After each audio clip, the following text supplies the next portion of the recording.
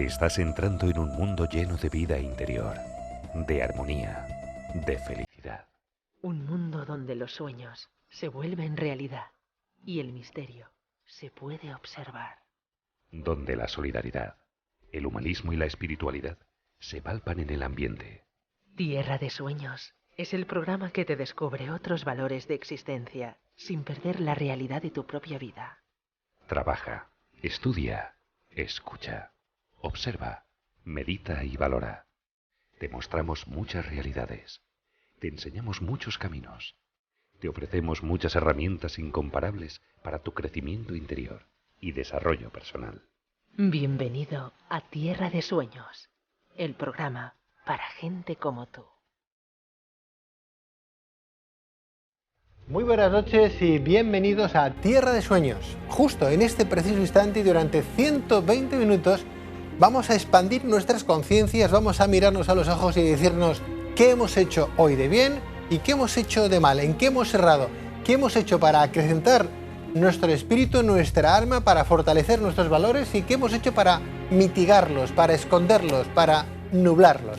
Bien, pues de esas cosas son de las que venimos hablando en este su programa Tierra de Sueños desde Barcelona, desde España y para nuestras comunidades que nos ven desde Argentina a través de Nueva Imagen Televisión, para Miami a través de Miami TV y sus asociadas, así Nueva York como Filadelfia, Costa Rica y compañía. Gracias por estar ahí, muy buenas noches y bienvenidos a este espacio que ahora, en este preciso instante, comenzamos.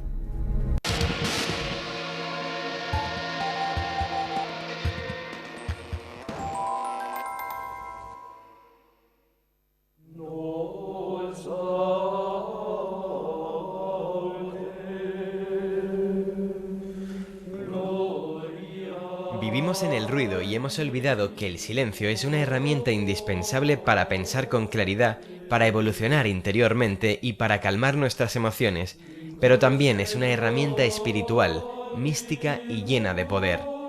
Para conocer mejor cuál es el poder del silencio, contamos con la presencia del doctor en teosofía Isaac Joly.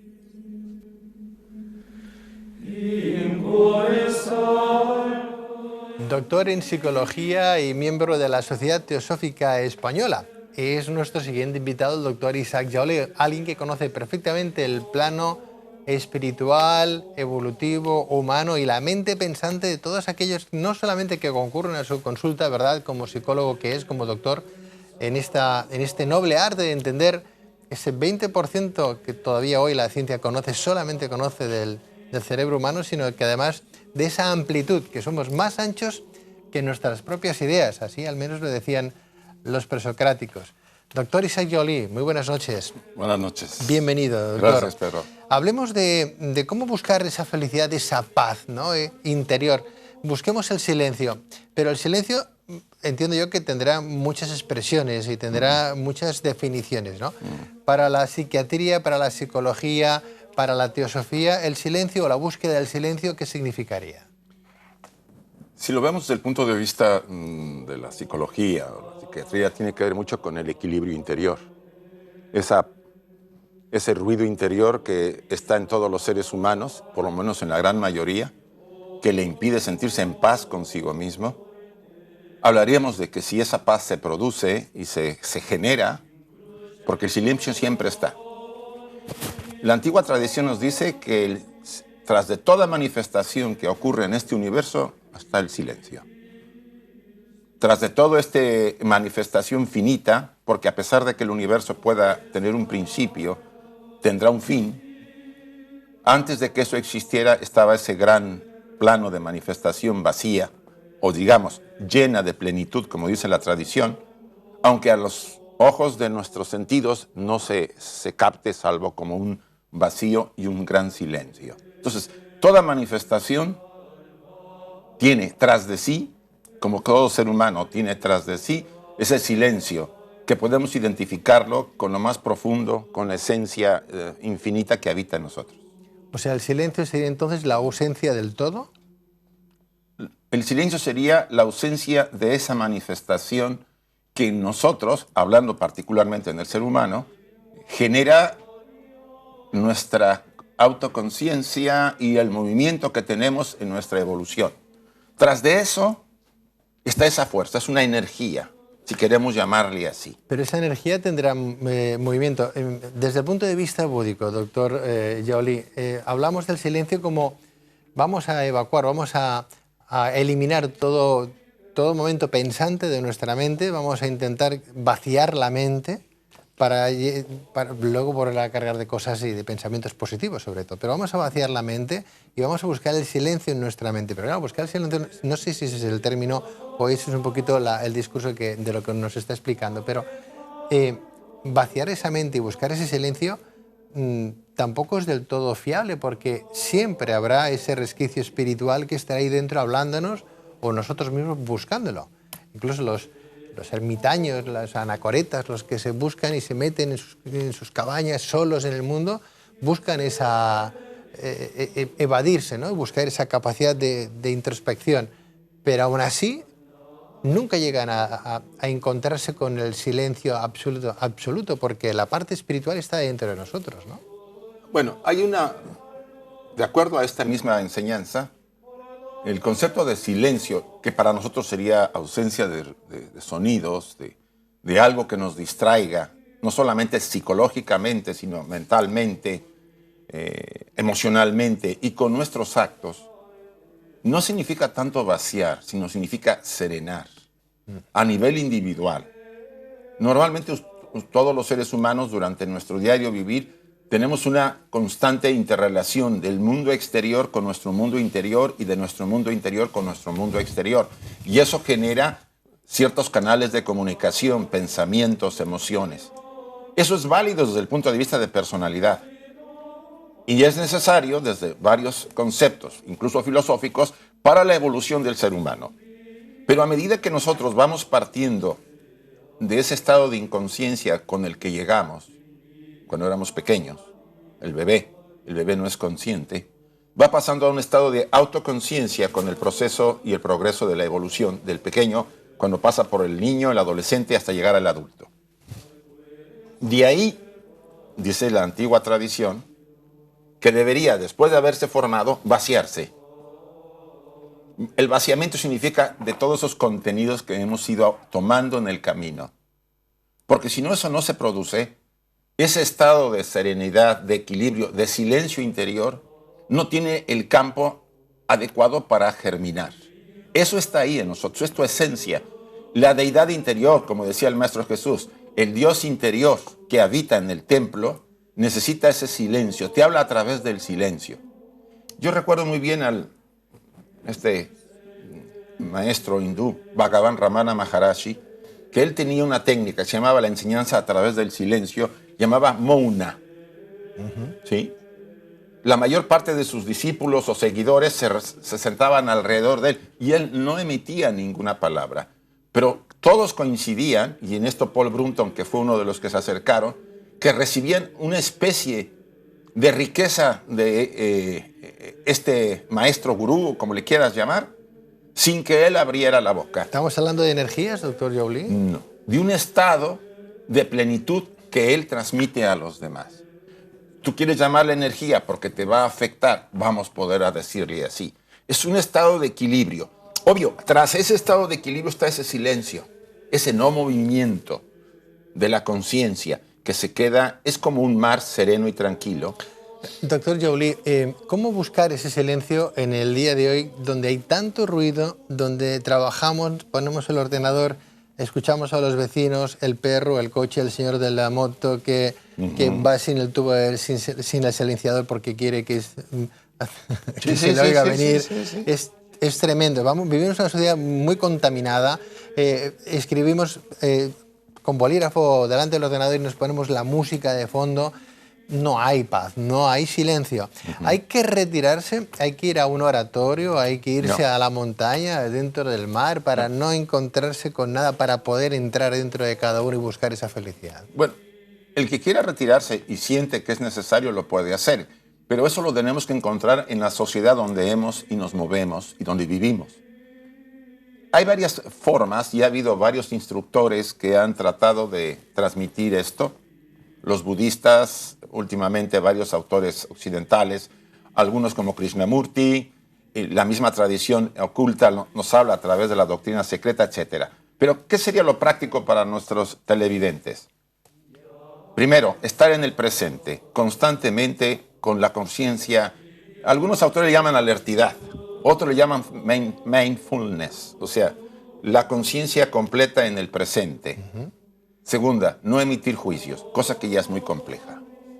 Al no emitir juicios y ver y percibir lo que está alrededor nuestro, en algunos espacios que nos permita no tomar decisiones, porque tú emites un juicio en base a categorización que haces del entorno, Sí. tú mantienes ahí la mente serena.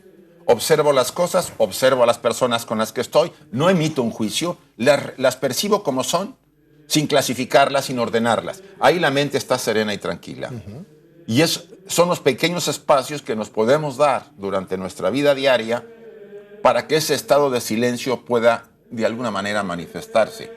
Si yo me permito esos pequeños espacios en algún momento en que mi trabajo no me lo exija, y si estoy en mi trabajo centrado, estoy en el trabajo, pero en el presente, yo estoy permitiendo que eso se manifieste. Y cuando no haya ninguna necesidad de tener una interactividad, y entonces yo me serene y no emita juicio, sino que observe, me relacione con todos, sin decir él es fulano y está así y así, sino simplemente verlo como un ser humano con una riqueza, no me gusta, evitar todo el me gusta, no me gusta, me agrada, no me agrada, simplemente observarlo como un ser humano. Sí hay manera de hacerlo, Pedro, y creo que la mayor parte de los televidentes podrían practicarlos, aparte de que hay literatura sobre ese tema. Pues no solamente hay literatura, sino que tenemos también el contacto con el doctor Isaac Jaulí, que todos ustedes pueden tener cuando les plazca, ¿verdad? Vamos a intentar buscar esa capacidad que todos tenemos, a buscar esa calma mental, porque seguramente que nos ayudará a encontrar nuestros propios valores, la esencia que tenemos tanto divina, espiritual o humana, como para seguir adelante con este proceso que hoy nos está tocando vivir. Hablo de esas crisis que hay a título general, no solamente económica, a título general. Es fácil, hay que vivir el presente, el día a día, como si fuera el último día de nuestra vida el que vamos a vivir, que no lo sabemos si va a ser el último de nuestra vida. ¿Por qué no? Podría serlo, nadie sabe cuándo se va, se va a partir, ¿no? Y luego no emitir juicios de valor, porque no somos objetivos al emitir esos juicios de valor, siempre somos subjetivos en función a cómo vemos aquellas cosas. Pues no emitir juicios porque, también lo decía el gran maestro, no juzgues para no ser juzgado. Por consiguiente, si alguien está pensando en juzgar a los demás, pierde tiempo en hacer las cosas que a él desde luego le satisfacen. ¿Qué pasa con los envidiosos? Bueno, como están tan pendientes de los demás, no crecen, se estancan, quedan ahí, entonces son infelices. En realidad, si pudiéramos convivir en una sociedad como la nuestra, que nada es fácil, es complejo, sin que yo quisiera cambiar a los demás. Yo no digo que no podamos emitir un juicio sobre ciertas conductas porque para mejorar. Pero si pudiéramos aceptar a las personas, para eso tengo que empezar aceptándome a mí mismo primero, tendríamos menos conflictos, más paz y una relación más armónica y quizá el preámbulo de ese silencio que tarde o temprano pueda darse en mi vida. Bueno, pues doctor Isaac Jaulí, miembro de la Sociedad Teosófica Española, doctor en psicología, nuestro psiquiatra particular de este programa, así lo entendemos nosotros. Gracias por estar con nosotros. Gracias a ti, Pedro. Vuelve cuando tú quieras. Sí. ¿Y de vuelta para México? No, ahorita tengo que terminar el cursito que tenemos el lunes, es la última sesión. Muy bien. Y empiezo una réplica del curso en Terraza, que me lo han pedido, según el primero que dimos, de los mitos, y las personas que estén interesadas se pueden comunicar al 650-61-62-59 y les doy información. Muy bien, hay que decir que el doctor Jaulí viene realizando cursos de forma gratuita para expandir conciencias y sobre todo mentes, al menos los viene haciendo aquí en Barcelona. Yo no sé si a lo mejor en Miami, Filadelfia, Nueva York, Costa Rica o Argentina, Los Ángeles, ahorita voy a ir allá. Nos están viendo, a lo mejor lo llaman para decir, venga usted aquí por favor a estos lares a dar un curso a la gente que seguro que va a tener de seguidora, ¿no? Doctor Jaulí, muchas gracias. Gracias, Pedro. Y hasta una nueva intervención en Tierra de Sueños. Muchas gracias. Gracias.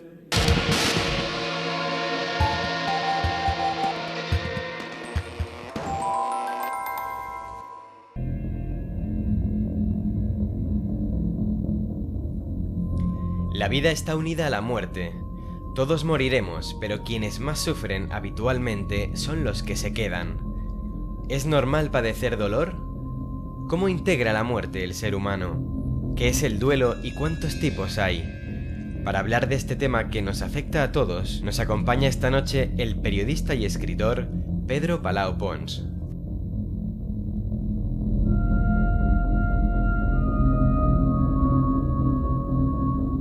Un tema escabroso que nos cuesta a veces entender e incluso llegar a imaginar cuándo llegará el momento del óbito para cada uno de nosotros. Y es que no lo sabemos. Hay gente que se planifica la vida a 80 años, 100 años y no saben que a lo mejor saliendo de su trabajo, de su casa, van a fallecer, ¿no?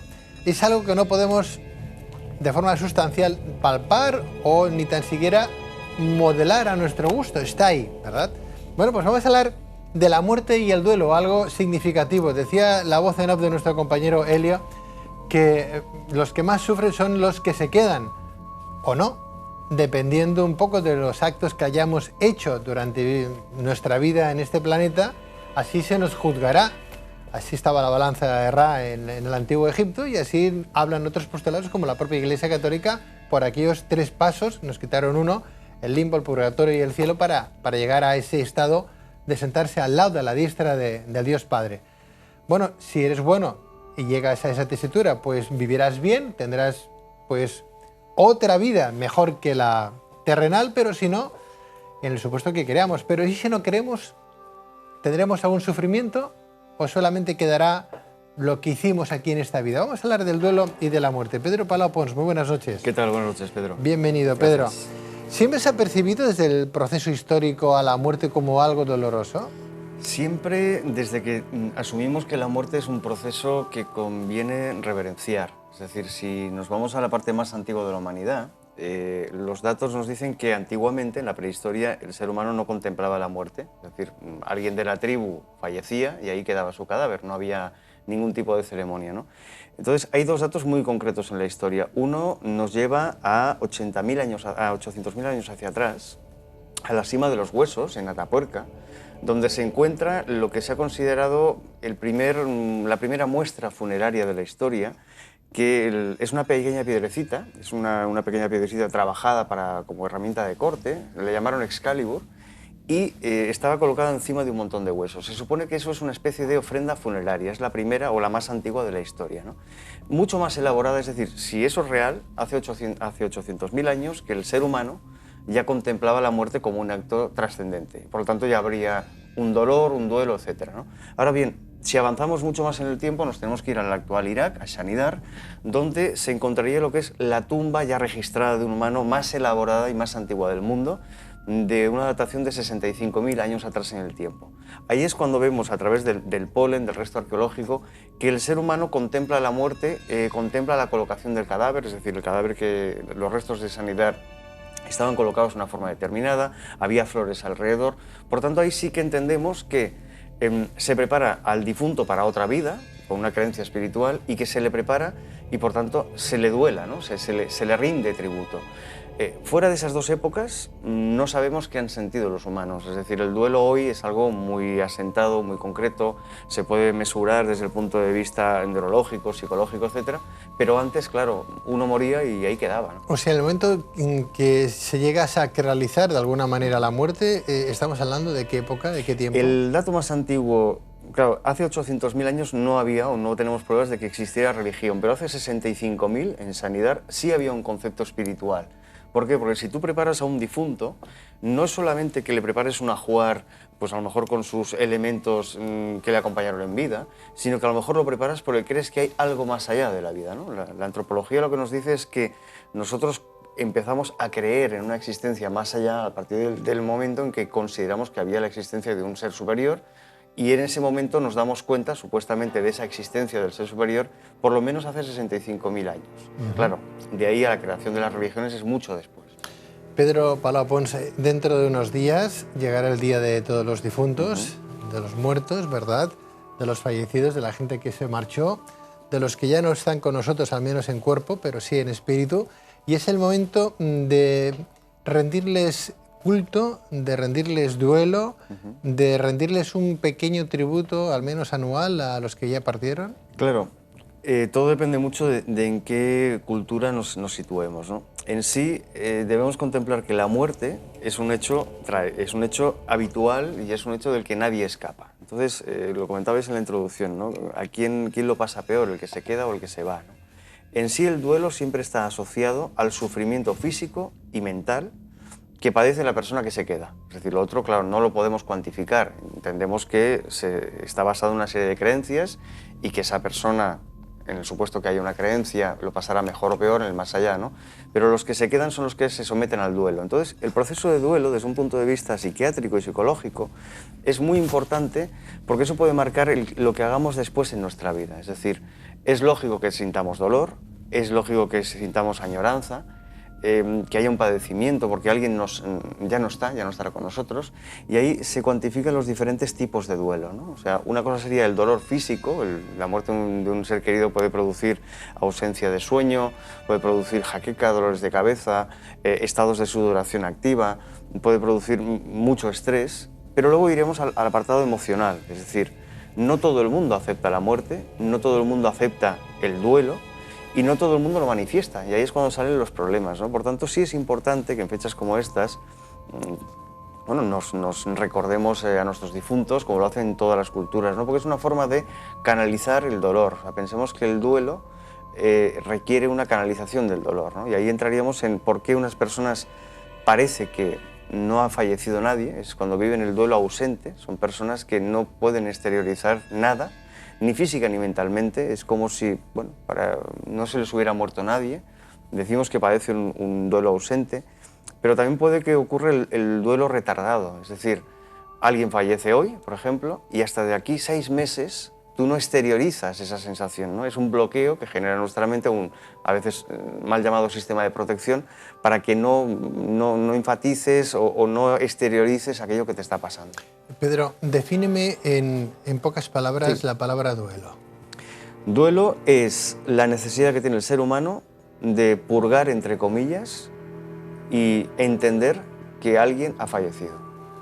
Y en ese tránsito, ¿el duelo se entiende de la misma manera cuando se espera la muerte de la persona o cuando llega de golpe?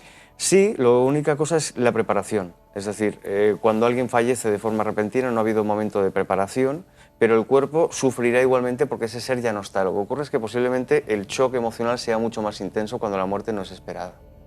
¿Qué podemos hacer ya para finalizar? ¿O qué tipo de herramienta podríamos llegar a dar a nuestros telespectadores para ayudarles a superar un duelo? Bien, lo primero es entender que cada uno tiene su tiempo, es decir, que los sentimientos son diferentes para cada persona, ¿no? Después, que hay que aceptar que el dolor duela y sin más, no hay que negarse al dolor. Hay que compartir la angustia o el sufrimiento de esa persona, pero sin grandes frases, simplemente compartir, estar ahí, hacer acto de presencia, ¿no?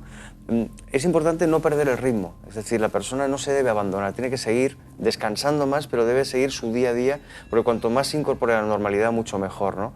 Y luego introducir pequeños cambios agradables en tu vida. No se trata de hacer fiestas a toda hora, pero sí pequeñas cosas que sean gratificantes para que poco a poco nuestra mente se vaya adaptando a lo que queda vivo, ¿no? Y que preste atención a lo que está vivo. Pero no obstante, cuando se va alguien conocido o un familiar, siempre queremos dar el pésame y estar con la familia en ese duro momento, ¿no? Y siempre buscamos la palabra más acertada como para decir, quiero expresarte con estas 4 palabras todo el sentimiento que tengo, y no viene a la cabeza ninguna palabra mágica, no sé si existe o si la hay, ¿no? ¿Qué se le dice a la persona? ¿Simplemente hay un silencio ahí, evocador, que ya lo dice todo? Sí, yo creo que casi todos los terapeutas coinciden en que a veces es mucho más fácil ser primarios, es decir, antes habíais hablado con el doctor Yauli del silencio, y en ese caso es mucho más importante el silencio como acto primario y el abrazo. Es decir, el contacto físico va a decir mucho más que cualquier palabra. El abrazo, la caricia, el sentir, hacer que la otra persona se sienta arropada y que comparta nuestra energía sin decir más. Los dos sabemos lo que está pasando, los dos sabemos por qué estamos ahí, los dos sabemos cuál es la involucración que tiene uno con el otro. Por lo tanto, ese abrazo, ese sentido más primario sería quizá el mejor confort que podríamos dar a la persona que está padeciendo ese duelo.